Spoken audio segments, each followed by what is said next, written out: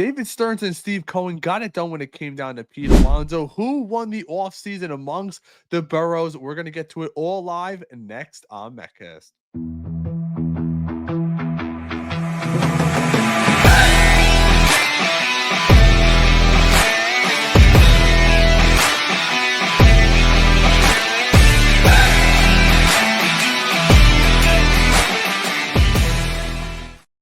What's going on, friends? As always, I am Rain. If you're enjoying this content, I ask you to like and subscribe as always. But finally, as we all know by now, the Pete Alonso saga has finally come to an end. And I want to shout out David Stearns, the president of baseball operations, for putting on an absolute masterclass when it came to getting Pete Alonso to return to the New York Mets. At the end of the day, I think Pete wanted to be here despite the reports that he was going to be going to Toronto or wanted to be in Toronto. I think all along he wanted to be here. Now, I want to get to this report written over at MLB that really highlights what happened during the negotiations and what has happened since Steve Cohen has purchased a team. Let's give it a look. So we have this from over at Fox Sports from Disha Teoscar.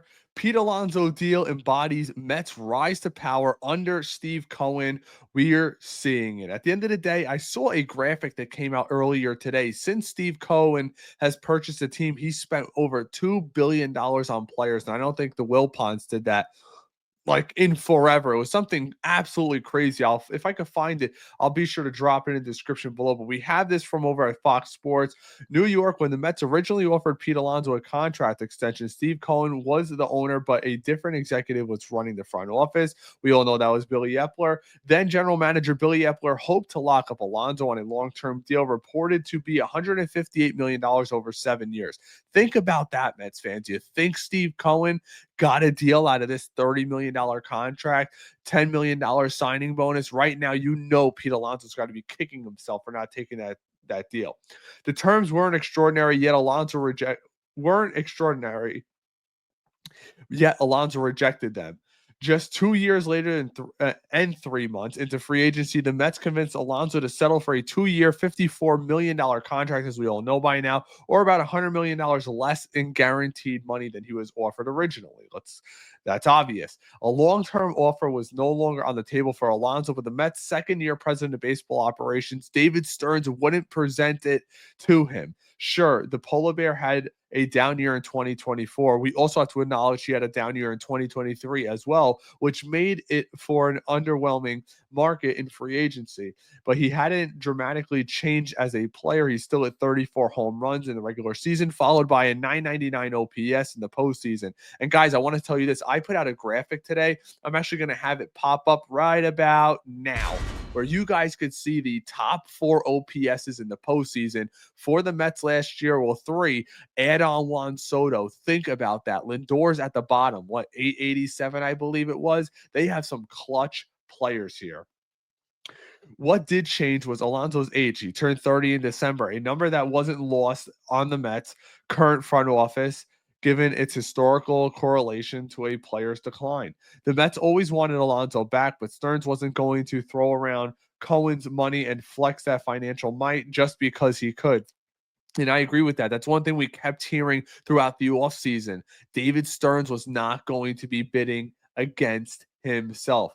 Alonso could take solace in being the highest paid first baseman at MLB this year, earning a reported $30 million with an opt-out after the season. While the Mets got him to agree to a shorter-term deal they now desired. It's almost a win-win. And I hate to say it, but odds are this is Alonso's last year with us.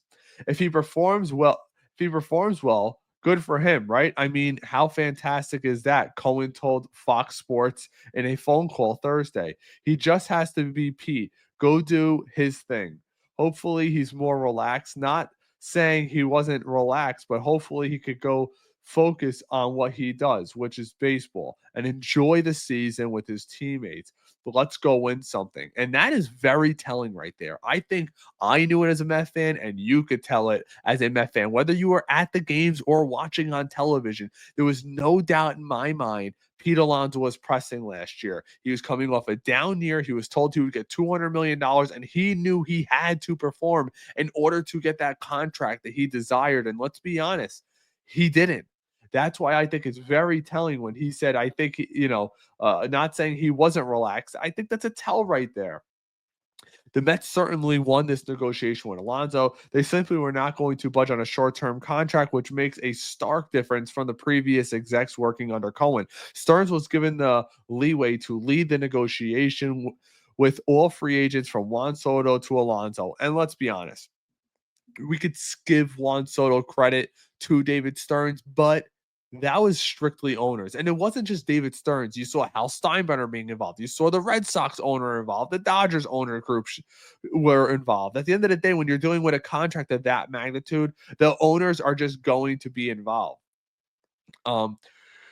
Cohen sometimes involved in the process is in a supportive role to show players that he cares. With Alonso, a star player he's known personally since the start of his ownership, Cohen took on more of an active role while sticking to David Stearns' direction regarding the terms. And I agree with that. It's interesting because at Amazing Day, Steve Cohen specifically said the structure is there.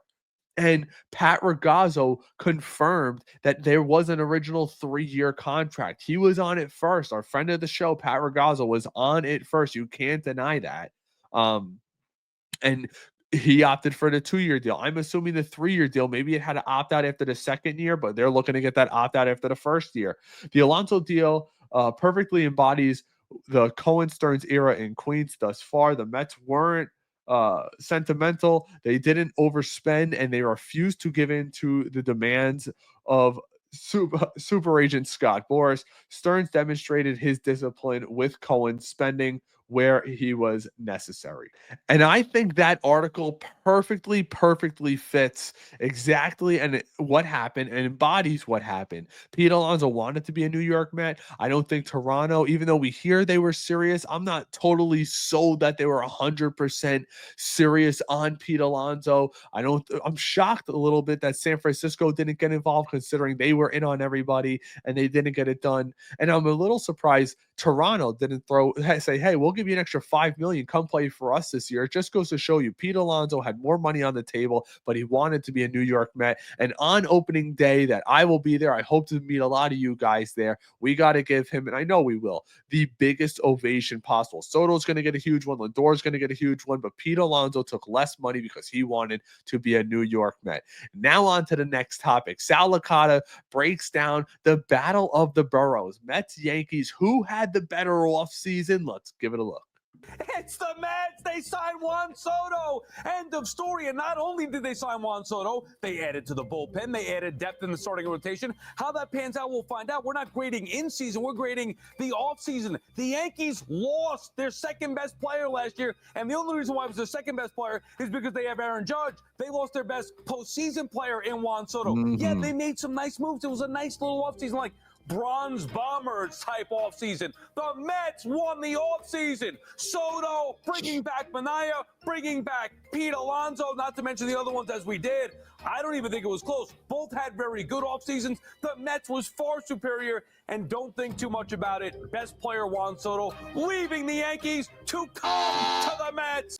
I 100% agree with Sal, and I'm taking the blue goggles off. Yes, the Yankees added Max Fried, but let's be honest, Cody Bellinger's a couple years removed now from that amazing season that he had. They're asking him to bounce back. They lost Gleyber Torres. I know they're moving Jazz Chisholm over, but who's playing third base? Jason Dominguez, a young guy who's going to hopefully bounce back for them in left field. Volpe, he had a great start to the season, awful ending to the season.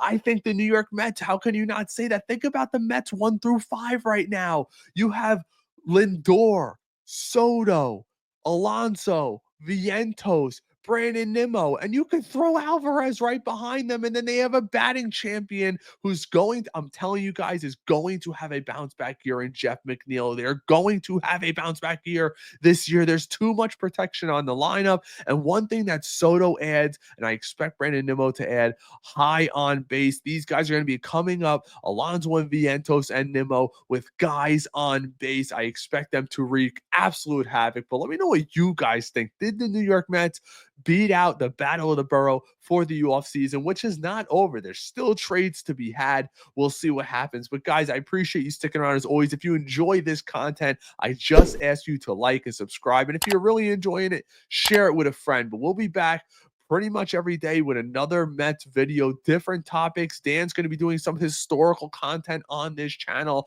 I can't wait to get to the prospects. Spring training is just around the corner. We'll be reporting on all the young arms that are there, all the prospects that are there. Can Brandon Sproat make this team? Is Jet Williams, which I was told by an inside source today that the Mets are very high on Jet Williams. I do not see him getting moved at all. I just do not. But will the Mets make another move?